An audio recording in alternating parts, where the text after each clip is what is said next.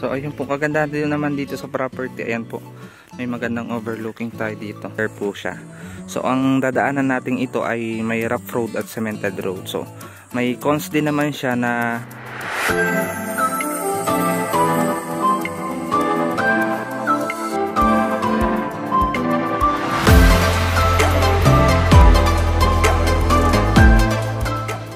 so hello guys, magandang araw po sa inyo. Kumusta? So medyo matagal tayong hindi nakapag-upload.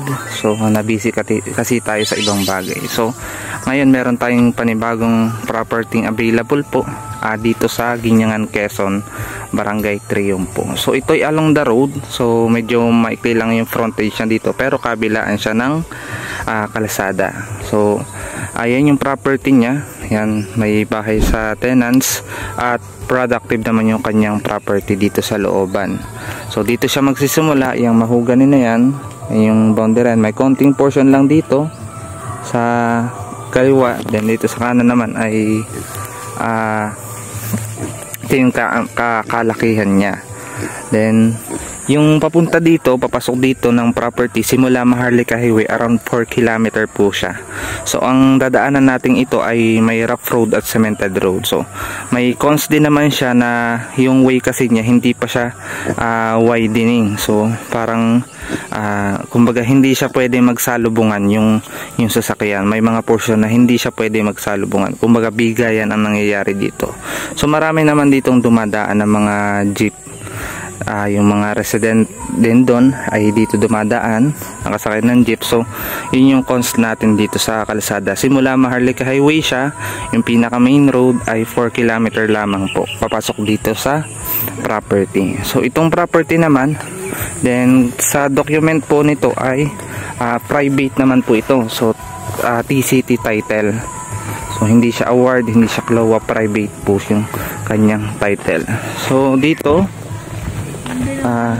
pasukin natin yung kanyang property dito. So ito yung mga kanyang produkto sa areang ito ay yan, mga dalang hitahan. So mga kanyang mga product, darang hita. Then dito naman po sa simula sa kalsada niya, kasi yung kalsada niya ay dumaan siya sa parang slight na bundok, kaya slope siya pababa ng ganon yung kanyang property. Kita mo siya, medyo slope siya pababa. Yan, may yung kawayanan. So wala nang problema sa kawayan kung magagawa ng kubo.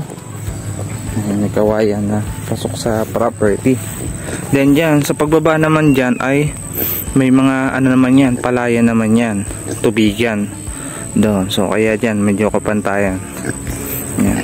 Okay, balik tayo sa mga produkto. So yung produkto po niya, ayan, niyog, itong dalang hita, dyan po, kawayan, meron ako nakitang mangga doon, tas langka dito sa harapan. So balik punta natin.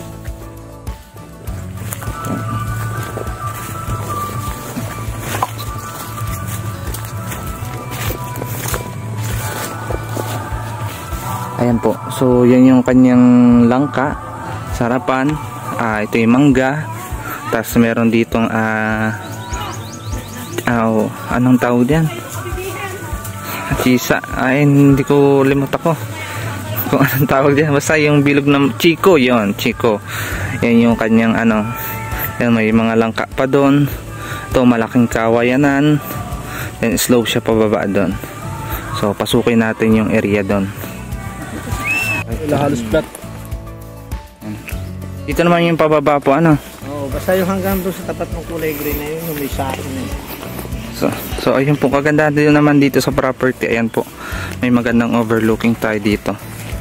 Ayan, pag dito kayo nagkubo, nakita niyo yung overlooking na dyan. Yung palayan na yan, except dun sa medyo madilaw na, ay hindi nasakop ng property. Pero itong green pa, ito yung sakop ng property. So dito naman tanaw na yung kanyang property. So yun po, may sukat pala ito ng 3 hektarya, saktong 30,000 square meter. Yan po. Ayan, then parang pag ganun siya, then pantay sa gitna, then pataas na ulit siya doon. So yan, yun yung mga niyog niya, sakto yan. Yan naman, kagandahan naman yan sa pag-harvest ng niyog. Kasi pa-slope siyang ganon, ay nilalaglagan siya ng ng lalaglag lang ng mga niyog, isang bababaan lang. So actually, pwede ito sa mga naghahanap sa atin ng mga ng mga manukan, yung paglalagyan nila ng panabong. So pwede rin siya once na ma-clear siya, kasi pa-slope baga. Napapansin ko kasi sa mga nagmamanukan ay gusto nila yung slope na ganito. Yung kanyan, hindi naman siya bangin, pero slope lang siyang ganyan, no.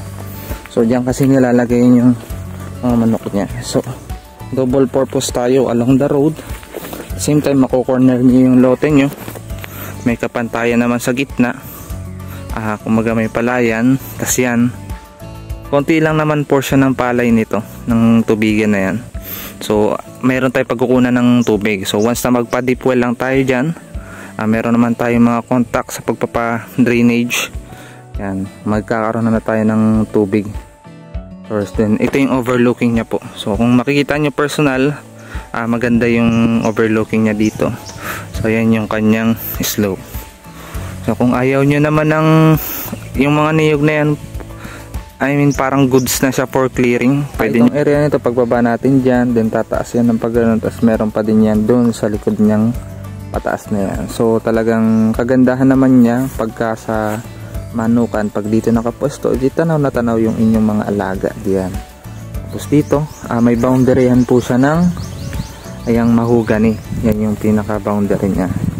So talaga madaming produkto dito sa farm na ito. So kung sakaling farm lang din naman at harvest ng niyog ang habol, so wala din namang talo kasi maganda magbunga yung kanyang niyog dahil nga ganun ang style ng kanyang lupa, pa slope. Yan, kumbaga maganda magbunga. Although clearingin na din siya, kaya na-suggest ko rin po siya sa nagmamanukan, kasi goods na goods po ito sa mga ganong na gusto ng manukan. So sa title po, ang naman natin dito ay private po siya. Yung yung may-ari po nito ay nabili din niya, kaya lang hindi niya na pinatransfer. Still may contact pa din naman siya dun sa nabilhan. Ang mangyayari po ay yung mga anak na po, kasi yung nakapangalan sa title ay dedo na. So magkakaroon na lang ng dedirekta na. So kung mabibili po ay kukontakin na lang po ng may-ari nito yung sa pinagbilhan nila regarding do sa pagbibilihan at pagpapatransfer.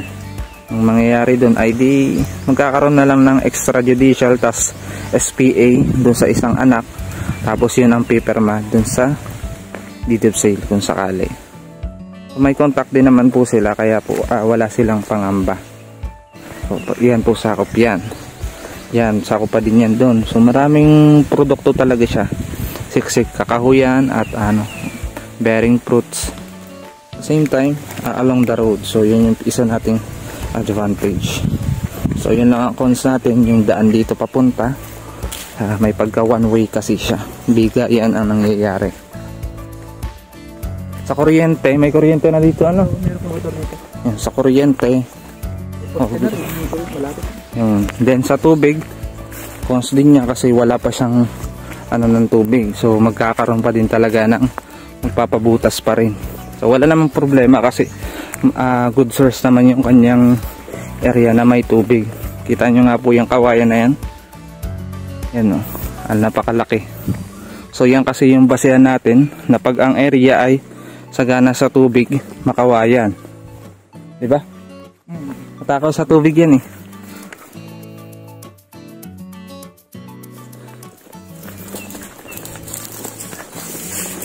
Yan po.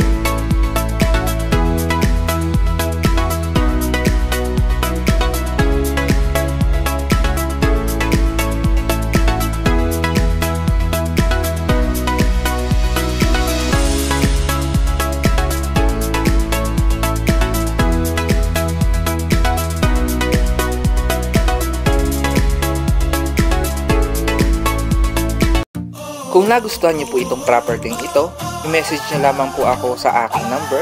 Available po yan sa WhatsApp at Viber. O kaya naman sa aking Facebook account, Peter Porebecacion-Ulayaw. At huwag niyo rin kalimutan mag-subscribe para lagi po kayong updated sa aking mga bagong upload na property. Baka sa kasunod na upload ko, ayun ang farmland na hinahanap mo. Yun lang, maraming salamat sa panonood.